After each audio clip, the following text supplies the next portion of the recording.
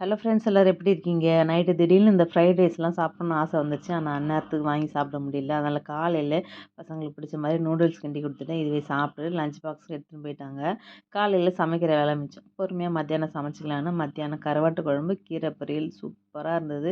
கீரை எப்பவுமே வாங்கி உடனே சமைச்சு சாப்பிடும்போது நல்ல டேஸ்ட்டு வித்தியாசம் தெரியுது. ஃப்ரிட்ஜில் வச்சு மறுநாள் சாப்பிட்றதுக்கு நல்ல வித்தியாசம் தெரியுது. அதனால் காய்கறியெல்லாம் முடிஞ்சளவு இந்த கீரை, புதினா, கொத்தமல்லி எல்லாம் வாங்கின உடனே சமைச்சு சாப்பிடும்போது அவ்வளோ ஒரு ஃப்ரெஷ்ஷாக இருக்குது.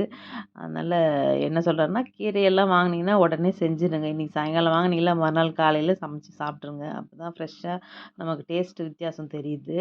அதுக்கப்புறம் இந்த நிறைய இப்போ ஆப்ஸ் வந்துச்சு. ஃபோன்லேருந்தே வீட்டிலேருந்து நம்ம டக்கு டக்குன்னு ஆர்டர் பண்ணி வாங்கிக்கலாம்.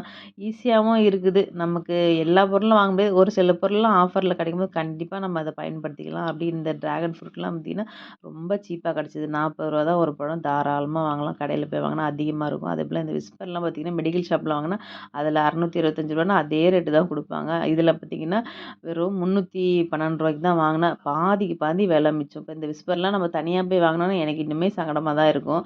இந்த மளிகை ஜாமான் வாங்கும்போது மொத்தமாக வாங்கிடுவேன். ஆனால் காலி ஆயிடுச்சு. அவசரத்துக்கு வேணுன்ட்டு இந்த மாதிரி மொத்தமாக ஆர்டர் பண்ணி வாங்கும்போது நிறைய பைசா தான் எனக்கு மிச்சப்பட்டுச்சு. ஆப்லலாம் வாங்கினா அதிகமாக இருக்கும். எப்படி வருமோ ஏதா வருமோ நான் யோசனை பண்ணிட்டு நான் வாங்கவே மாட்டேன். ஆனால் இந்த மாதிரி விஷயங்கள்லாம் இருக்கும்போது நம்ம ஈஸியாக பயன்படுத்திக்கலாம். இப்போ விலைவாசி எக்கச்சக்கமாக ஏறிட்டே போகுது.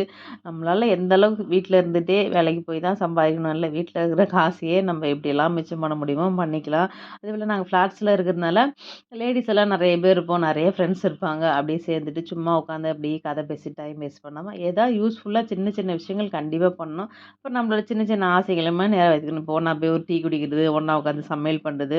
அப்புறம் புதுசாக நாங்கள் குலுங்கல் சீட்டு ஒன்று ஆரம்பித்தோம். குலுக்கி போட்டு மாதம் ₹1000 ஒரு சின்ன சின்ன சேவிங்ஸ் தான். யாருக்கு விழுதோ அவங்க எடுத்துக்குவாங்க. அந்த மாதிரி யூஸ்ஃபுல்லான விஷயங்கள் பண்ணோம் டைம் வேஸ்ட் பண்ணாமல்.